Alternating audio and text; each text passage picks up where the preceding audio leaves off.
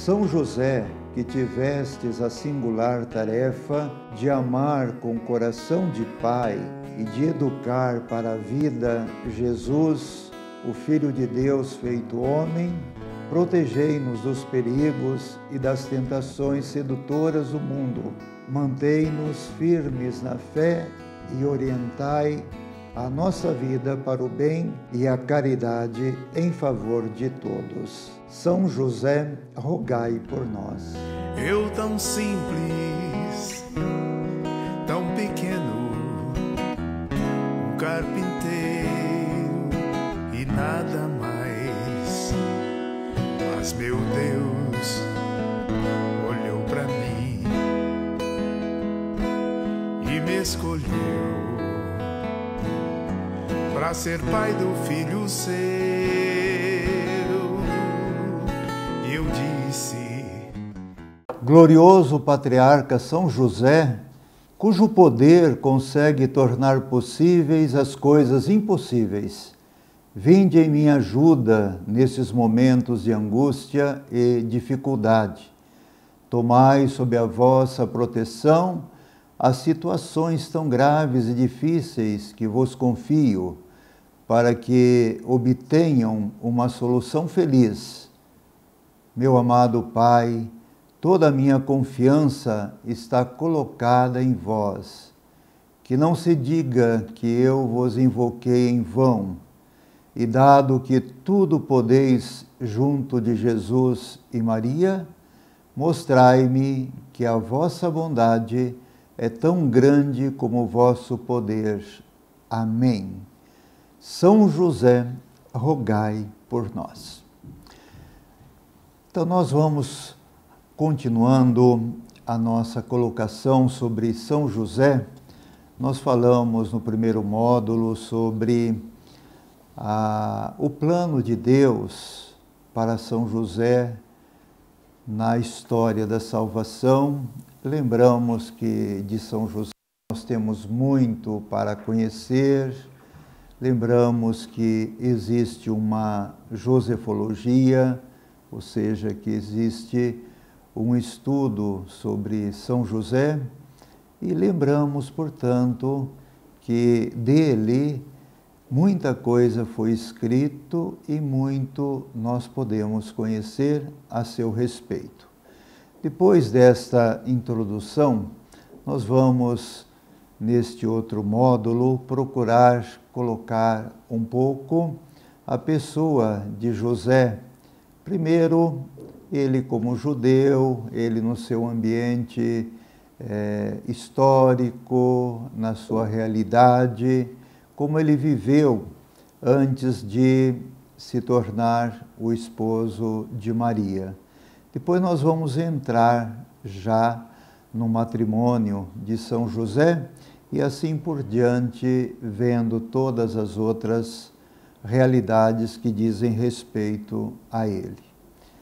Por isso, de São José, os evangelhos nos transmitem pouca coisa, quase nenhuma palavra. Mas o que os evangelhos falam de São José é que ele foi um homem que agiu, um homem de ação, um homem que soube agir silenciosamente, escondido. E como o Papa Francisco disse, José é uma pessoa extraordinária, tão próxima da condição humana, ou seja, da nossa condição. E ele realizou algo de extraordinário aos olhos de Deus, mas de uma maneira simples, na sua vida normal. São José não sobressaía, ele não era dotado de particulares carismas, ele não se apresentava aos olhos de quem cruzava com ele como uma pessoa especial. Ele não era uma pessoa famosa e nem se fazia notar. Contudo, através da sua vida normal, simples, ele realizou algo de extraordinário aos olhos de Deus. E Deus, que vê o coração, como diz o Papa Francisco, reconheceu em São José um coração de pai, capaz de dar a vida e de gerar a vida no dia a dia. Então, dele, nós temos poucos dados a respeito da sua vida, por exemplo, do seu nascimento, da sua infância, da sua adolescência.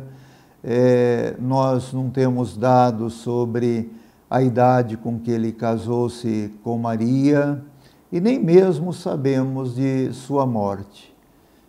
Contudo, os apócrifos nos fornecem particulares importantes dados sobre a sua vida, sobre a sua convivência com Jesus e Maria, sobre a sua morte. É claro que os apócrifos pintam uma ideia de São José que não corresponde à verdade, particularmente quando diz que ele era um viúvo quando casou-se com Maria, que ele era idoso, que ele tinha outros filhos. Tudo isto não corresponde à verdade. Nós já lembramos e algumas vezes vamos lembrar dos apócrifos.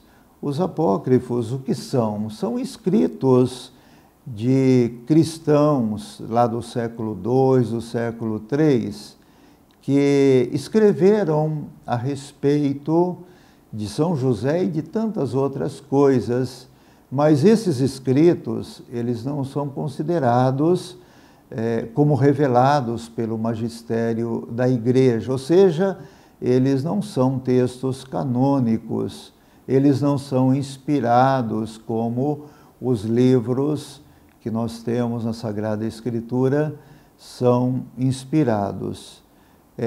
E um dos motivos pelos quais os apócrifos não são considerados pela Igreja é que eles são fantasiosos, eles pintam personagens bíblicos, por exemplo, a respeito do próprio Jesus, de Maria, de José, de uma maneira fantasiosa. Entretanto, eles são escritos importantes que contêm uma literatura histórica e eles estão muito presentes, seja em relação ao Antigo Testamento e seja em relação ao Novo Testamento. Do Novo Testamento, nós temos alguns livros apócrifos que falam bastante de São José, como, por exemplo, o Proto-Evangelho de Tiago, o Evangelho de Tomé, o Pseudo-Evangelho de Mateus, Pseudo-Evangelho de Tomé, etc. Tudo isso daí vai servir para ilustrar a pessoa de São José, mas a sua visão é uma visão imaginária, fantasiosa, como nós falamos, que influenciou bastante, seja a literatura, seja a pintura, seja a iconografia e seja também a própria teologia que deu a São José certas tintas, certas realidades que foram absorvidas pela cultura, pela tradição, pela história. Por exemplo, no tempo do Natal, São José é visto lá na estrebaria, junto com os animais, é visto como aquele velhinho, né, que se casou com Maria, como eles dizem, quando ela tinha 93 anos de idade, depois teria convivido 18 anos com Maria, e depois morreu quando tinha 111 anos. Tudo isso daí, esse clichê que os apócrifos falam, relatam sobre São José, ou sobre Nossa Senhora, ou sobre Jesus, precisa ser entendido. Nós não podemos nos ater àquilo que esses escritos falam a respeito de São José, a respeito da sua vocação, do seu chamado junto de Deus e junto de José e de Maria, portanto. Então, nós falamos que de São José nós não sabemos tudo. Falamos que temos muita coisa para conhecer sobre ele. Hoje, o que nós já conhecemos sobre São José por meio dos teólogos, por meio dos padres da Igreja, por meio do magistério da Igreja também, já é o suficiente para nós termos uma ideia bastante precisa a seu respeito. É bom que nós lembremos que o nome de São José é citado no Evangelho, ou nos Evangelhos, 14 vezes, e os evangelistas dedicam a eles 26 versículos, mas não mencionam nenhuma palavra a seu respeito. Tudo isto é para o que os evangelistas tiveram em mente, é que eles estavam mais preocupados, como nós já lembramos, em relatar os fatos que diziam respeito à vida de Jesus e até de Maria também. E, portanto, a referência a São José se torna, assim, bastante pouca mesmo. Sabemos também pela tradição. Por exemplo, nós temos um escritor, historiador judeu, que viveu lá pelos anos 110, 180 depois de Jesus, chamado Egípcio, e ele falou que José, por exemplo, tinha um irmão que se chamava Cleofas, mas isso não está no Evangelho e nós devemos então levar em consideração somente aquilo que os evangelhos colocam, porque para nós fazermos teologia, nós precisamos, sobretudo, de nos basear nos evangelhos. Portanto, as referências que nós temos sobre São José são poucas, são mais os apócrifos, como nós já lembramos, mas as informações da Sagrada Escritura, sobretudo dos Evangelhos, são preciosíssimas, importantíssimas para nós referenciarmos a pessoa e a missão de São José. Particularmente, como nós vimos também, os Evangelhos da infância de Jesus, que relatam fatos bem concretos sobre a vida de São José, sobre o ministério de São José. Então, se nós formos olhar os evangelhos da infância, nós podemos, assim, reconhecer uma espécie de biografia de São José. O que os evangelhos falam a respeito de São José e que é importante nós levarmos em consideração? Por exemplo, eu não vou citar agora os números dos capítulos e versículos dos evangelistas, basta ler o Evangelho de Mateus, capítulo 1, capítulo 2, e de Lucas, sobretudo, o capítulo 1 e o capítulo 2, que já vão compreender, saber todas essas informações que os evangelhos falam a respeito dele. Por exemplo, fala que ele era descendente de Davi, uma informação muito importante, porque no plano de Deus, o Messias devia vir da casa de Davi. E José foi aquele que deu a descendência davídica para Jesus. Os evangelhos falam que ele era o esposo de Maria, outra informação importantíssima que decorre daí toda a sua grandeza.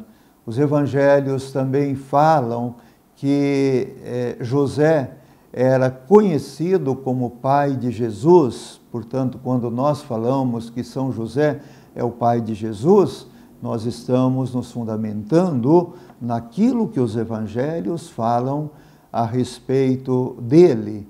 Outra coisa importante, os evangelhos dizem que São José teve o seu anúncio, assim como Maria também teve o seu anúncio.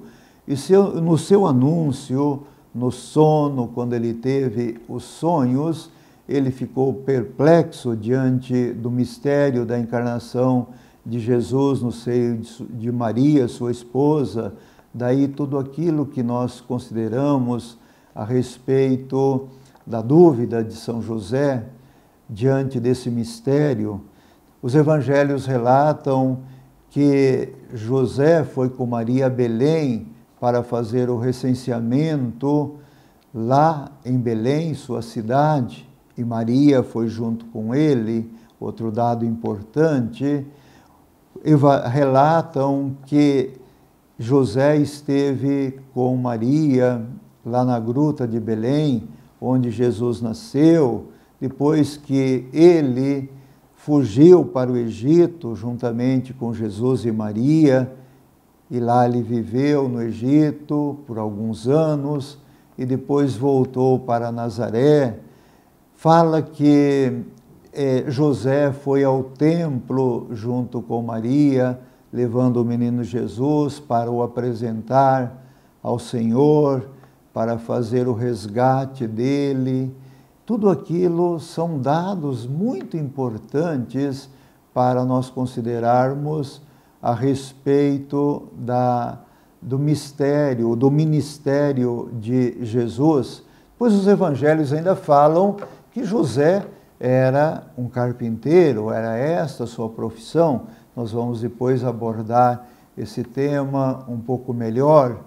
Outra coisa importante que os evangelhos falam a respeito de Jesus, sobretudo Mateus, é que José era um homem justo. Nós vamos depois compreender o que significa ele ser justo. E, portanto, tudo isso daí, os evangelhos deixam essa realidade de que ele estava com uma missão muito importante diante dos olhos de Deus. E nós precisamos analisar todas essas referências que os evangelhos nos transmitem para nós descobrirmos a fisionomia e a missão de São José. Portanto, é importante que nós levemos em consideração que de São José nós temos muita coisa para conhecer, para falar, para considerar ao seu respeito. Quando nós vemos que os evangelhos falam a respeito de São José, como nós relatamos aí acima, há pouquinho, uma das coisas importantes é que diz que São José era da descendência de Davi, era da casa de Davi. E este fato ocupa um lugar muito importante na descrição de Mateus e de Lucas, para dar a conhecer que José tinha esta função, esta missão de dar a descendência davídica a Jesus. E o Evangelho, por exemplo, de Mateus, ao falar da descendência de Jesus, ele fala desta ascendência genealógica, onde ele parte de Abrão e chegando até José. E aí ele vai fazer 3 grupos de genealogias, de 14 gerações de cada uma, partindo de Abrão, indo até Davi, depois de Davi vai até a deportação para a Babilônia, e depois chega em Jesus Cristo. E a intenção de Mateus, quando relata essa genealogia que termina lá em José, era demonstrar realmente a descendência davídica de Jesus dentro do povo de Israel. E esta descendência davídica veio justamente de José.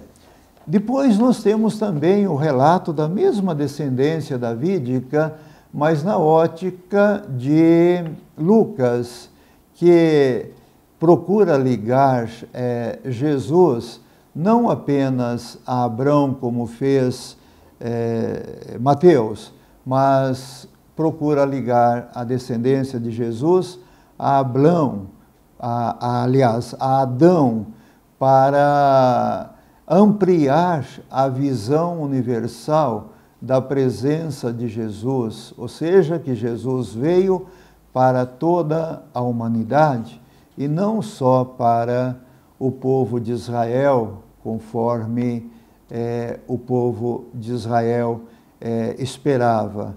Então, esta colocação, assim, seja de Mateus, seja de Lucas, é muito importante para que nós lembremos a presença de São José. Naturalmente, tem toda uma explicação por que Mateus teve uma genealogia um pouquinho diferente na sua visão daquela de José. E alguns estudiosos lembram que a genealogia relatada por Mateus é aquela de fazer uma referência aos antepassados naturais de José, ou seja, colocando José, que tinha como pai Jacó. Já a descendência de Lucas, que é também um pouquinho diferente na sua visão daquela de Mateus, para colocar que José era o pai de Jesus, mas tinha na sua descendência Eli. E aqui nós vamos depois poder entender o porquê que Lucas fala que o pai de Jesus, ou, aliás, o pai de José era Eli, e porquê que Mateus fala que o pai de José era Jacó.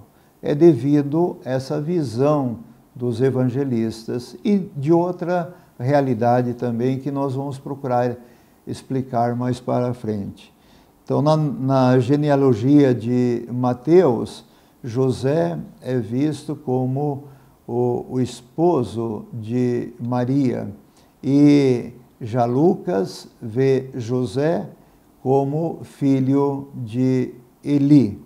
E São Jerônimo, que foi um grande estudioso da Bíblia, ele até dá essa afirmação, essa explicação que nós já lembramos aqui, que Jacó era o filho, Jacó era o pai de José, segundo a sua natureza, enquanto que Eli era o pai de José, segundo a lei.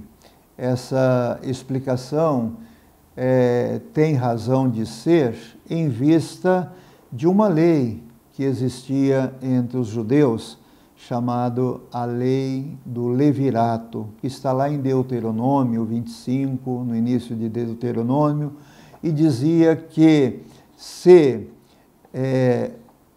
o marido de uma mulher se casasse com ela e não suscitasse um filho, uma descendência dela, e ele morresse, portanto, o irmão desse marido se casava com a mulher para suscitar uma descendência dessa mulher que tinha o seu marido morto. E assim, nesse sentido, o que acontecia? Acontecia que aquele filho daquela viúva era filho do casamento, do segundo casamento em ordem natural.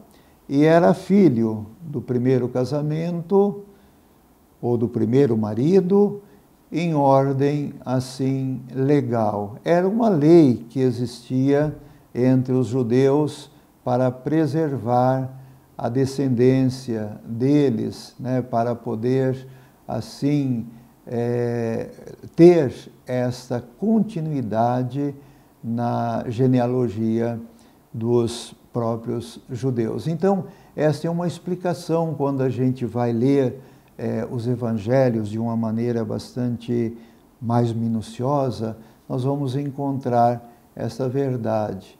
Eli, o primeiro marido, portanto, veio a falecer sem filho, e o seu irmão Jacó casou-se com a viúva e com ela gerou então José.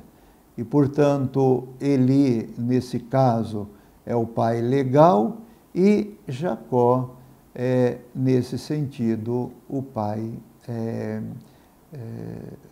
Aliás, Jacó é o pai natural e Levi, ou Eli, melhor dizendo, é o pai legal.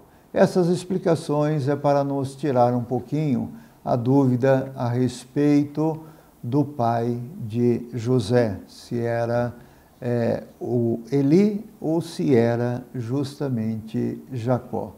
Essas explicações também foram dadas por outros padres da igreja, por exemplo, por Santo Ambrósio, por São Jerônimo, por Santo Tomás de Aquino e até por Santo Agostinho também. E isto mostra aí a descendência de José.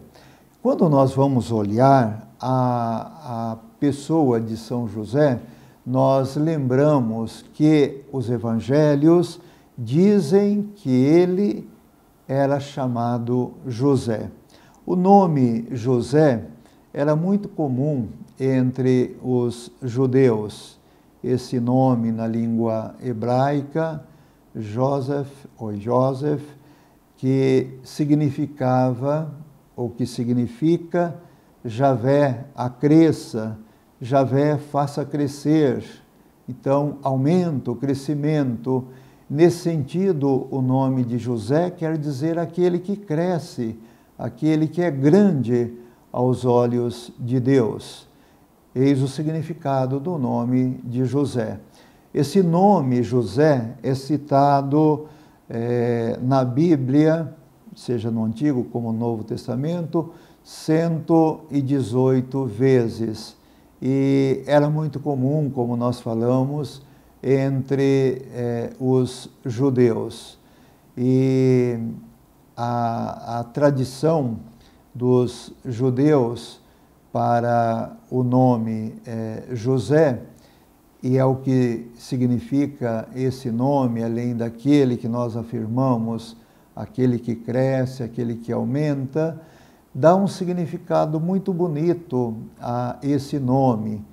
Diz que José é aquele que tem uma personalidade, que transmite calma, que transmite tranquilidade, que tem certas qualidades de ser uma pessoa honesta, uma pessoa legal ou leal, uma pessoa metódica, que sofre com os problemas alheios, uma pessoa que possui uma força de vontade muito grande, que não se deixa abater pelos obstáculos.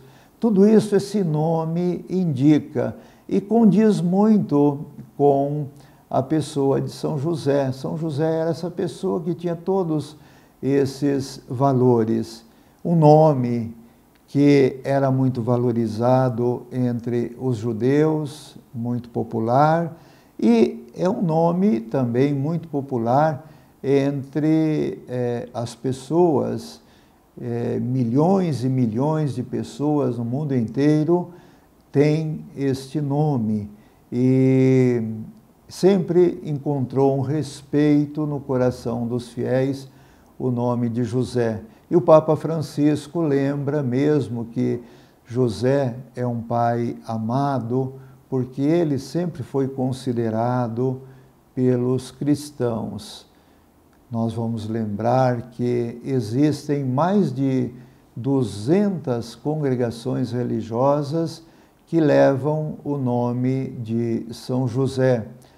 Assim como existe um número incontável de cidades, de igrejas, de ruas, de hospitais, de dioceses, de lugares que levam o nome de José.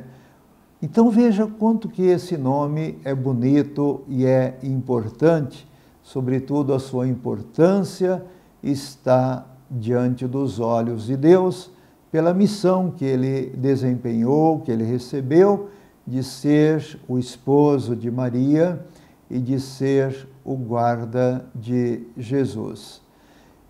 Nós podemos ainda, lembrando de São José, que ele era uma pessoa comum do seu tempo, viveu uma vida conforme viviam os adolescentes, os jovens do seu tempo, ou seja, nada de extraordinário que um judeu vivia naquele tempo, a não ser dedicar ao seu trabalho, a não ser a frequência às sinagogas aos sábados, que era para eles um preceito, a observância das leis de Deus, os seus costumes, que era muito arraigado nos corações de cada judeu, né?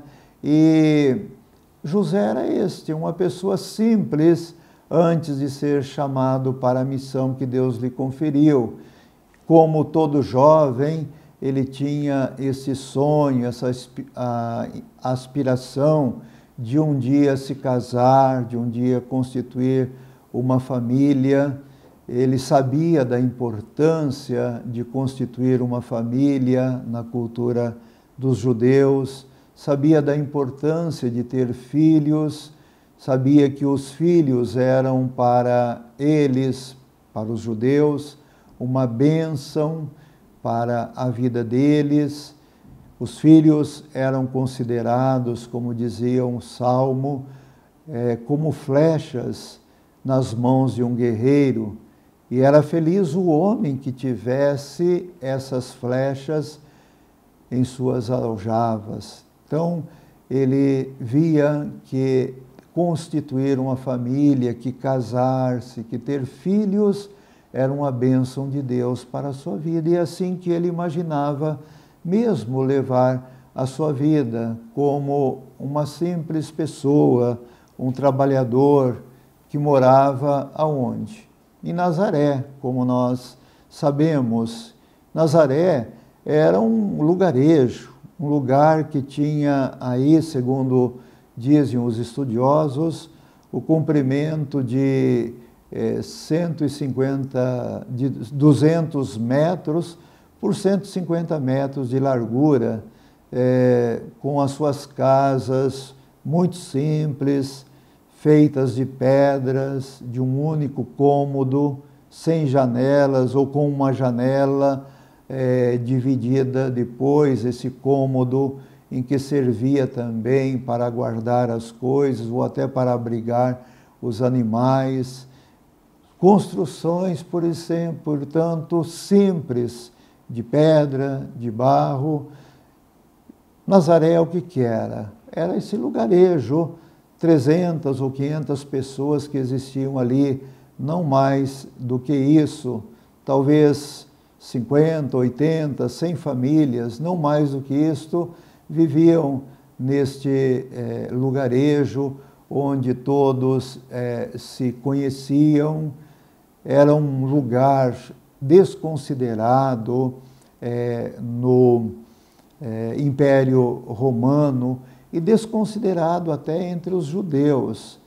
Achavam que Nazaré era um lugar de onde não se podia vir nada de bom. Tanto é verdade que o evangelista João coloca essa referência. Pode vir alguma coisa de bom de Nazaré? E José viveu neste lugar, nesse pequeno lugarejo, ou nesse lugarejo, pelos seus 30 anos depois, com a vida de Jesus, nos 30 anos da vida de Jesus, e ali ele viveu a sua chamada, viveu a sua preparação para se tornar depois o pai de Jesus e o esposo de Maria. Então, onde José vivia, Nazaré, aqueles que ali estavam pouco conheciam a respeito da realidade do seu próprio país, porque viviam num lugar isolado, viviam num lugar simples, viviam num lugar que não tinha muitas possibilidades. Tanto é verdade que certa vez questionaram Jesus, que era nazareno, como que esse homem pode falar essas coisas, se ele vem de Nazaré, se ele nunca estudou, se ele foi essa pessoa simples que viveu nesse lugar pobre, sem nenhuma referência para os judeus. Então, Nazaré, é bom que nós lembremos esta realidade da vida dele, de José. Nazaré estava situada lá numa colina, estava situada ali num lugar onde tinha estradas muito precárias. Diz os estudiosos que nesse lugarejo havia somente um poço. Era feita, portanto, a população de camponeses, na maioria eram analfabetos, era um lugar que realmente não tinha, como nós lembramos, nenhuma consideração, seja no Império Romano, ou seja, entre os judeus. José viveu ali, mas ele também, nesse lugar, como um bom judeu, conhecia um pouquinho da cultura do seu país, do seu povo, conhecia o território de seu país, que era Israel, esse pequeno território de uma faixa de 240 quilômetros por 150 quilômetros quadrados. A região em que José vivia, chamada Nazaré, portanto, aliás, na região da Galileia, em Nazaré, o lugar onde ele vivia, era uma região ali rica de terras férteis, era uma região também feita de montanhas, de desertos, mas tinha uma terra boa, tinha lugares exuberantes, e o seu próprio país também tinha lugares bonitos, e sem dúvida José conhecia muito bem toda essa realidade. Por exemplo, o Rio Jordão, que para eles era tão importante, o Lago de Genezaré, o Mar Morto, era tudo realidade, toda a realidade que José muito bem conhecia, assim como conhecia também a geografia do seu país, porque ele tinha estudado tudo isso na escola, na sinagoga, sabia que o seu país tinha as suas características, a divisão de regiões, sobretudo a Galiléia, a Samaria e a Judéia, e na Galiléia é que ele vivia, e, portanto, ele conhecia toda esta realidade, ele sabia da importância do Rio Jordão para o seu povo, conhecia o mar da Galiléia, porque ali o pessoal da sua região vivia com a pesca,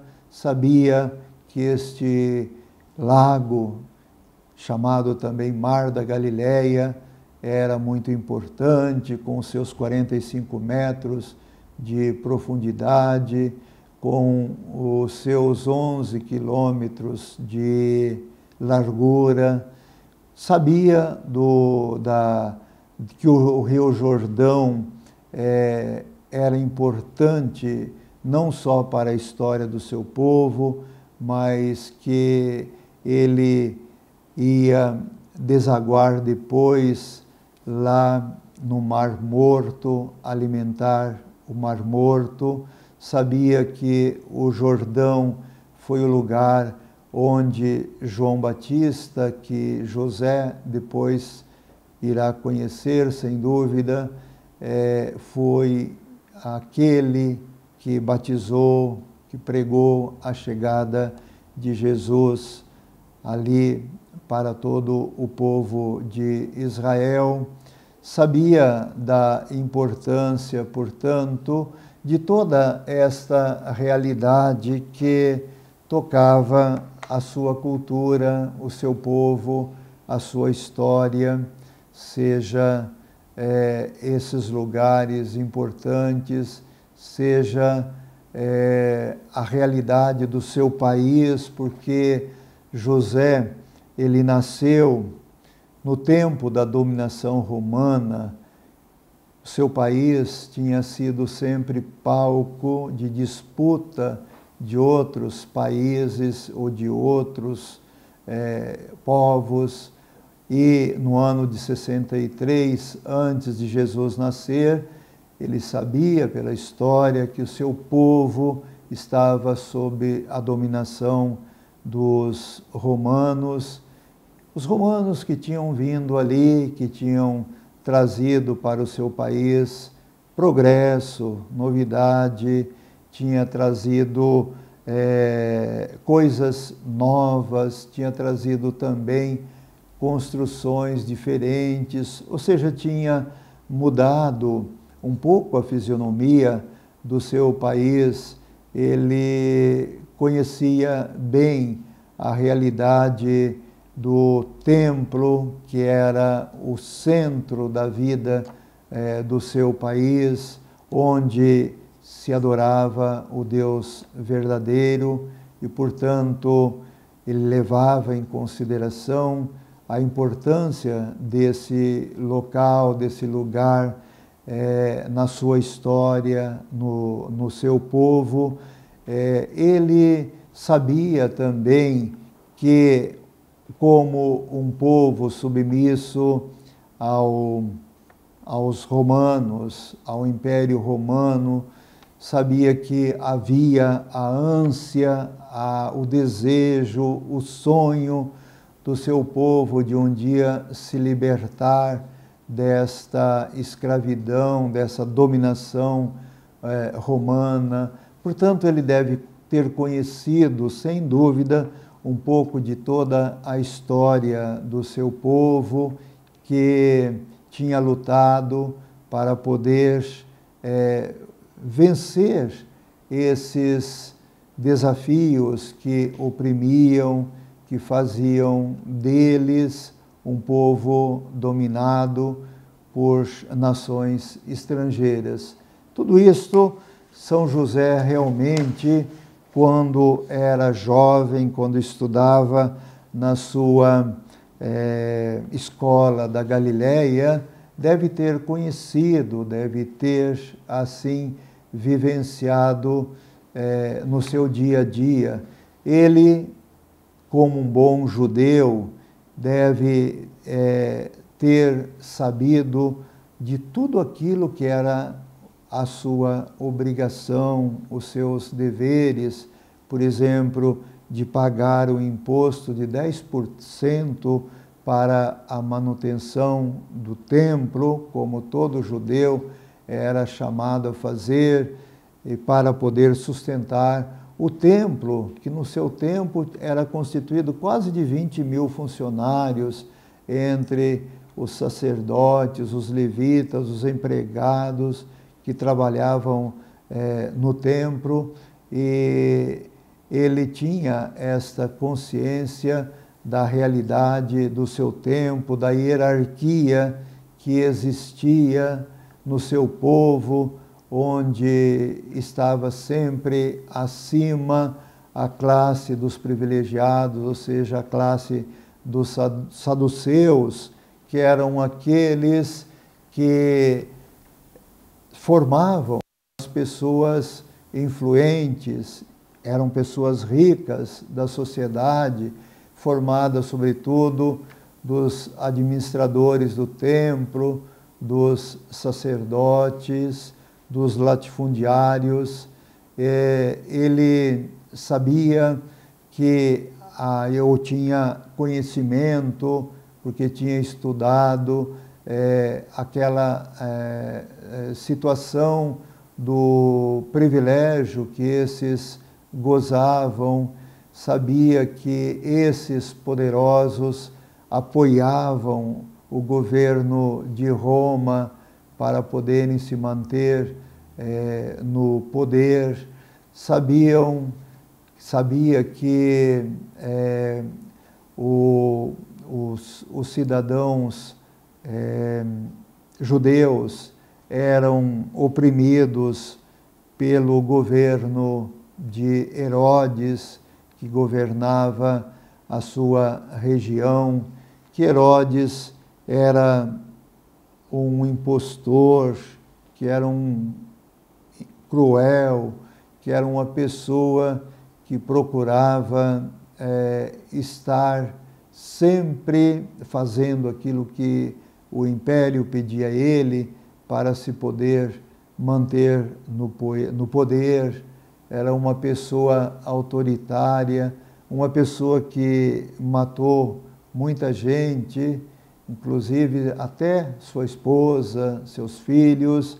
Toda essa verdade José viveu no seu tempo, e tudo isto vai realmente marcar a sua história e a sua resposta depois, como o chamado ao mistério da nossa salvação, como um colaborador, sendo pai de Jesus e esposo de Maria.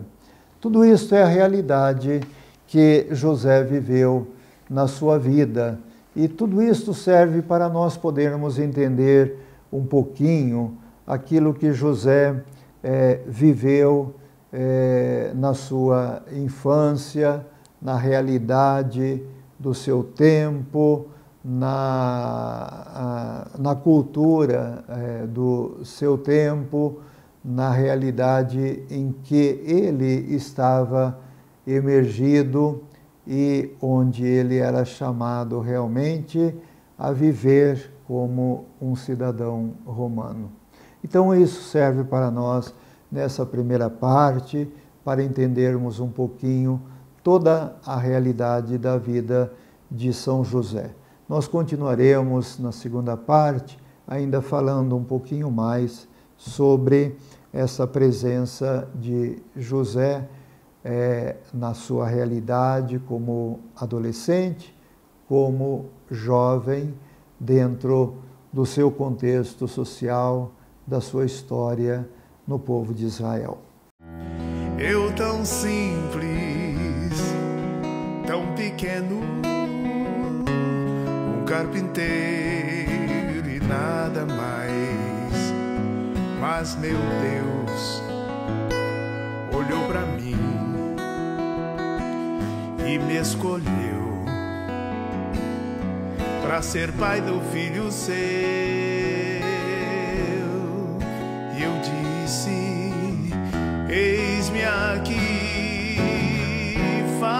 faças em mim o teu querer. Sou teu José, simples José, e nada mais.